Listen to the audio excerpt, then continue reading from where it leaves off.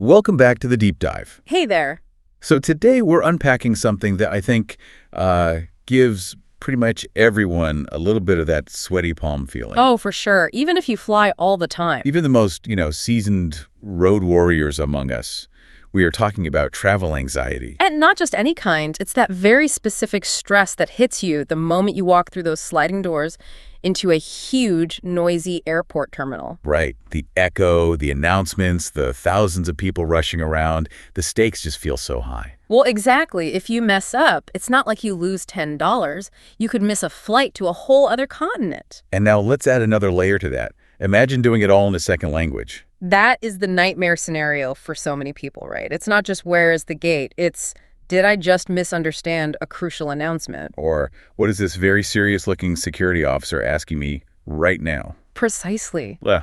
And to help us navigate all of that, we're doing a deep dive into this fantastic 3-part audio series from a channel called Daily English Dive. It's a gold mine if you're learning English.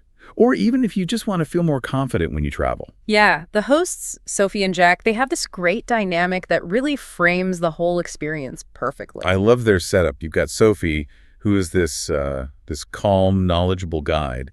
She blends English teaching with some genuinely useful psychology. And then you have Jack. Poor Jack. Jack is all of us. He's the anxious traveler. He's going to Hawaii, which sounds amazing, but he's just terrified of getting lost saying the wrong thing. Or accidentally trying to smuggle a bottle of water through security. Exactly.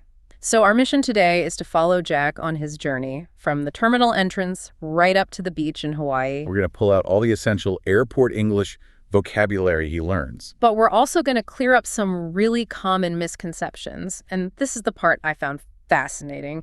We're going to look at the psychology Sophie uses to help him manage all that stress. It's a full roadmap, really. We're covering the departure board, the security checkpoint. Which Sophie calls the gate of truth. Huh. I love that.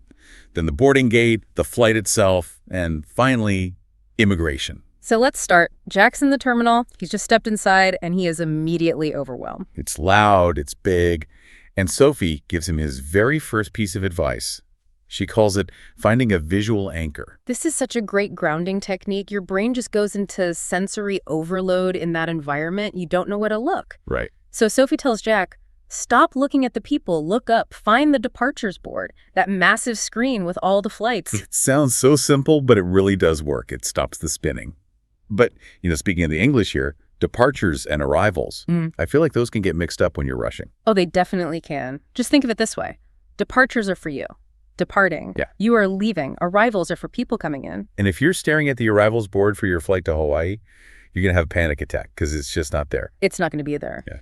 So Jack finds the departures board, he scans for Honolulu, and then he sees it. The one word every traveler just hates. Delayed. The dreaded delayed.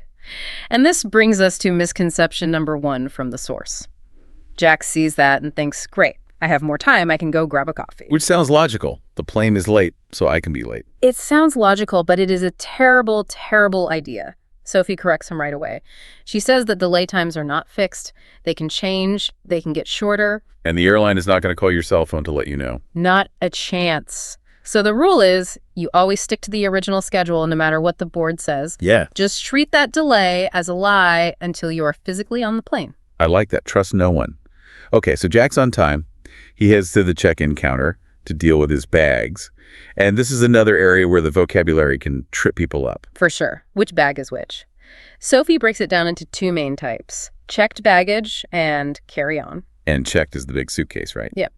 Think of it as you're checking it into the system. It goes into the belly of the plane, you put it on the conveyor belt, wave goodbye, and just hope it meets you in Hawaii. The big risk there is always the wait. Huge risk. Which brings up the term excess baggage fee. Sophie tells Jack to weigh his bag at home. If the limit is, say, 20 kilos and you show up with 25... You're going to pay a lot. Or you're going to be that person on the floor frantically unpacking your underwear in front of 100 strangers. Not a dignified moment. And Sophie gives a crucial tip here. Never put your essentials in your checked baggage. Keys, medication, your laptop. That bag gets lost, you're in real trouble. Exactly. All that stuff goes in your carry-on, the bag you carry on to the plane with you. It makes sense when you break it down like that. So Jack gets his bag sorted, and then comes the age-old question that divides humanity. Window or aisle? The ultimate debate. But first, let's just talk about the word itself, aisle. Spelled A-I-S-L-E, which looks like it should be Eisel. English spelling is just ridiculous sometimes. Sophie explains the S is completely silent. It sounds exactly like aisle, as in I'll take the window seat. So Jack, he's a romantic. He wants the window to see the clouds. But Sophie points out that frequent flyers, they're usually team aisle. It's all about practicality. In the aisle, you have freedom. You can get up, stretch, use the bathroom, all without having to climb over two people. But the real insight here was about the middle seat. Yes. Sophie calls it the sandwich. The sandwich. That's so perfect. It really is. You get no view, you have no easy exit, and you are literally sandwiched between two other people. It's the most stressful seat on the plane. No question. So Jack gets his window seat. The agent hands him a piece of paper. And here is where we hit another big point of confusion. Ah, yes. Misconception number 2. Jack thinks he already has his ticket. He printed something at home called an e-ticket. Right, he's waving it around. And Sophie explains, no, the e-ticket is just a receipt. It's proof you paid. The paper the agent just gave you, the boarding pass, that is the actual key to get on the plane. So the boarding pass opens the door. Correct. It has your gate number, your seat number, and crucially, the boarding time. And we have to pause on that for a second because the difference between boarding time and departure time is huge. It's massive, and mixing them up is probably the #1 reason people miss flights. Sophie warns Jack, if the flight departs at 10 o'clock, the boarding time might be 9:20. You have to be at the gate at 9:20. Because if you show up at 10... The plane is already pushing back from the gate, the door is closed, you are just waving sadly from the window. And the pilot is ignoring you. Okay, so Jack has his boarding pass, the real key. He's feeling a bit more confident, but now he has to face the boss level of airport anxiety, Just security checkpoint. which Sophie calls the gate of truth. She does, and she introduces this really cool psychological concept here called the observer effect. This was so relatable. It's that feeling where even if you know you've done nothing wrong, the second you see a security officer, you feel like a criminal. Yes, that's exactly it. Your heart starts racing, you get sweaty palms, and you start thinking, wait, did I accidentally pack a sword? Am I a smuggler and I don't even know it? You start questioning your own reality. So how does Sophie tell him to deal with that? Well, you can't just tell your brain to stop being nervous, Yeah. so she focuses on preparation. She says to treat it like a puzzle. The biggest mistake is waiting until you're right at the conveyor belt to start taking things off. Right, then you start fumbling, you drop your keys, and everyone behind you is staring. And the anxiety just spikes. So she says, prepare while you're in line.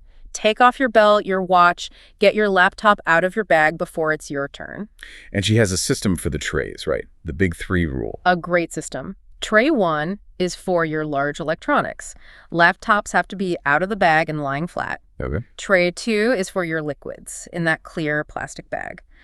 And tray 3 is for everything else, your bag, your jacket, and the contents of your pockets. The pocket stuff is so important. She says to put coins and keys into a tray. Right, because even one tiny coin can set off the metal detector.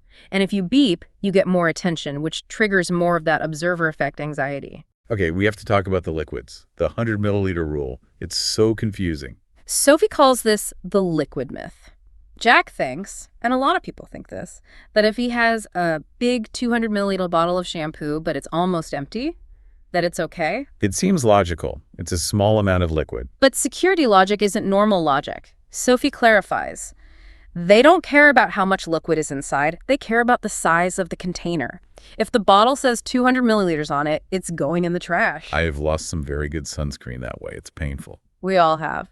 But Sophie offers a great pro strategy here. Bring an empty water bottle through security. Oh, that's smart. Because it's empty, it's not a liquid. Exactly. Then you just fill it up at a water station on the other side. You save yourself $5 and you stay hydrated. Smart. So Jouk gets through the scanner. He has to do the whole hands-up pose in the spaceship, as he calls it. And Sophie explains the term pat down here. That's if the machine beeps. Yes. If it flags something, an officer has to manually check you. She reassures Jack that it's a standard procedure, not an accusation. So Jack survives. He's now airside. The departure lounge. And you notice how the whole environment changes. The gray carpets are gone. Now it's bright lights, perfume, luxury shops. And giant chocolate bars. The giant Toblerones. Sophie explains this is all psychology. After the stress of security, you're suffering from decision fatigue. Your willpower is low. So you think, I survived security. I deserve this 10-pound candy bar. Pretty much. But Sophie warns him about duty-free. It isn't always cheaper. It just means no tax, but the base price at an airport can be really high. That's a great tip. Don't just assume it's a bargain.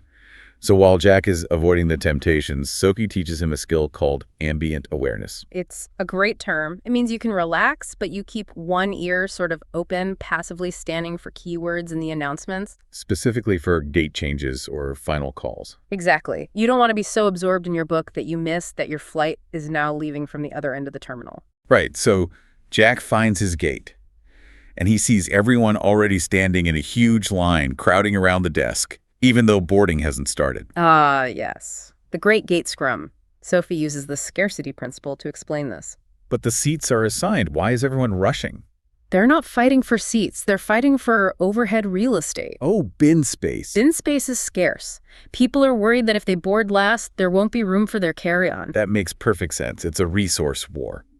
So Jack finally boards. He walks down the jet bridge, the tunnel to the plane, and finds his window seat. And here he gets some quick in-flight vocabulary. Big bag goes in the overhead bin. Small bag goes under the seat in front of you. And then the pilot says to fasten your seatbelt. Fasten, yeah, a great verb. Means to close or secure something, like fastening a button. Now, Jack's last big fear is turbulence. And Sophie uses a brilliant metaphor here to calm him down. She tells him to think of turbulence as just potholes in the sky. Yeah, like when you're driving on a bumpy road. It's a bit uncomfortable, maybe you spill your drink, but the car isn't going to fall apart. The plane is just riding the waves in the air. It's not dangerous. That's a really helpful way to reframe it. It takes the catastrophe out of the feeling. Exactly. So the flight is smooth. Jack lands in Hawaii, but it's not over yet. He's got immigration and jet lag. Oh, jet lag is brutal. Does she have a strategy for that? She does. First, stay hydrated on the plane. But the golden rule is you have to force yourself to stay awake until it's nighttime in your new destination. No napping. No napping. Suffer through that first day, get some sunlight, and reset your internal clock. Good advice. Okay, final boss. Immigration. Passport control. Jack sees the officers, and they all look so serious. And Sophie explains this isn't personal. She calls it authority bias. They look serious to maintain control and order. They have to assess people very quickly. So don't take it personally. She tells him to prepare for the 3 golden questions. The 3 questions you get at almost any border. 1, what is the purpose of your visit? 2, how long do you intend to stay? And 3, where will you be staying? And her advice on how to answer is basically keep it short. Be honest, but brief. They do not want to hear your life story. So, tourism, 10 days, Waikiki Hotel. Boom. Stamp. Goodbye. Perfect. So Jack passes the test. He gets to baggage claim, finds the carousel, the moving belt, and spots his bag. And then the final step, customs. The green channel versus the red channel. This is the last big misconception, isn't it? That declare means you have something illegal. Right. People get scared, but to declare just means you have items that might be taxable or restricted for biosecurity, like certain foods, plants, or seeds. So if you have an apple in your bag, you have to go to the red channel and declare it. You must. Especially in a place like Hawaii. But since Jack just has his clothes, he can walk right through the green channel, nothing to declare. And he walks out those doors into the Hawaiian air. He made it. He did. And it's a complete transformation. He went from this nervous wreck to someone who felt prepared, you know? It wasn't just about knowing the vocabulary, though that's essential. It was about understanding the system, the psychology of it all. Absolutely. When you understand why you feel nervous at security or why people rush the gate, it takes the power away from the anxiety. It makes you an observer instead of a victim. Exactly. It frees up your brain to actually focus on using your English. So we have a challenge for you listening right now. Are you team window or team aisle? The ultimate question. I think I'm team aisle. I just need the freedom. See, I'm team window all the way. I need that wall to sleep against. Yeah. But Jack asked a great question in the source that I want to leave everyone with. What is the most beautiful thing you've ever seen from a plane window? Oh, that's a good one. For me, it was flying over the Alps at sunrise. Just breathtaking. So think about that. And hopefully the next time you're at an airport feeling that anxiety creep in, you'll remember Jack, find your visual anchor, and just take a breath. You've got this. Thanks for joining us on this deep dive. Safe travels, everyone. Safe travels.